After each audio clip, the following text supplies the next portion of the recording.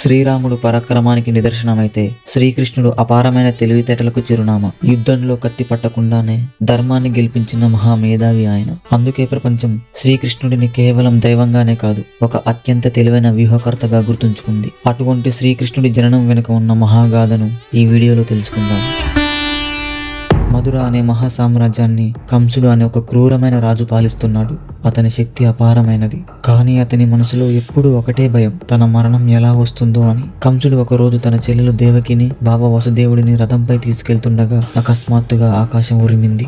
ఆకాశవాణి గంభీరమైన స్వరంతో, కంస, ఎవరినైతే నువ్వు ఎంతో ప్రేమగా తీసుకెళ్తున్నావో ఆ దేవకికి పుట్టే 8వ బిడ్డ నీ మరణానికి కారణమవుతాడు, జాగ్రత్త అని చెప్పింది. ఆ మాట విన్న కంసుడు కోపంతో రగిలిపోయాడు. వెంటనే కత్తి తీసి దేవకిని చంపబోయాడు. అప్పుడు వసుదేవుడు, ఆగు కంస, ఒక రాజు తన చెల్లెల్ని చంపితే ఈ ప్రపంచం నిన్ను క్షమించదు. నీ భయం బిడ్డ వల్ల కదా. దేవకికి పుట్టే ప్రతి బిడ్డను నేను నీ చేతుల్లో పెడతాను, దయచేసి ఆమెను వదిలిపెట్టు కంస. కంసుడు దేవకిని చంపకుండా వదిలినా మధుర జైలులో బంధించాడు. కాలం గడుస్తుంది. దేవకికి ఒక్కొక్కరుగా పిల్లలు పుడుతున్నారు. కానీ పుట్టిన ప్రతి శిశువును కంసుడు నిర్దాక్షిణ్యంగా చంపేస్తున్నాడు. 6 బిడ్డలు కంసుడి క్రూరత్వానికి బలైపోయారు. జైలు గోడలు దేవకి కన్నీటితో తడిసిపోయాయి. 7వ సంతానం సమయంలో దేవతలు ఒక అద్భుతం చేసి ఆ పిండాన్ని రోహిణి గర్భానికి మార్చారు. ఆ పిండమే బలరాముడిగా జన్మించాడు.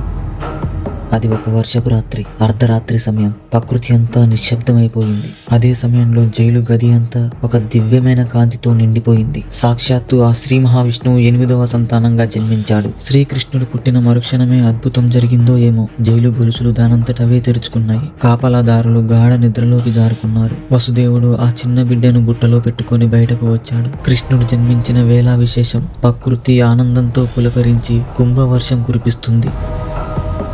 వసుదేవుడు శ్రీకృష్ణుడిని తలపై పెట్టుకొని యమునా నది తీరం వద్దకు వచ్చాడు. యమునా నది నీటి ప్రవాహం చాలా తీవ్రంగా ఉంది. ప్రవాహం ఉప్పొంగుతున్నా వసుదేవుడు మాత్రం ఆగలేదు. తన బిడ్డను తలపై పెట్టుకొని నదిలోకి అడుగు పెట్టాడు. వసుదేవుడు అడుగు పెట్టగానే ఆయన పాదాల స్పర్శకు నీళ్లు తల వంచి పక్కకు జరిగిపోయాయి.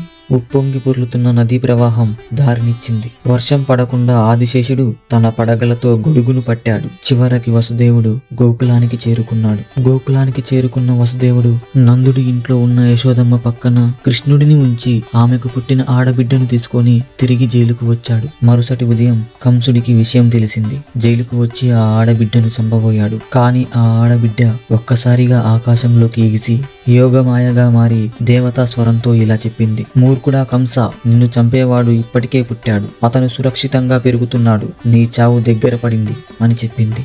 ఆ మాట విన్న కంసుడు భయంతో వణికిపోయాడు.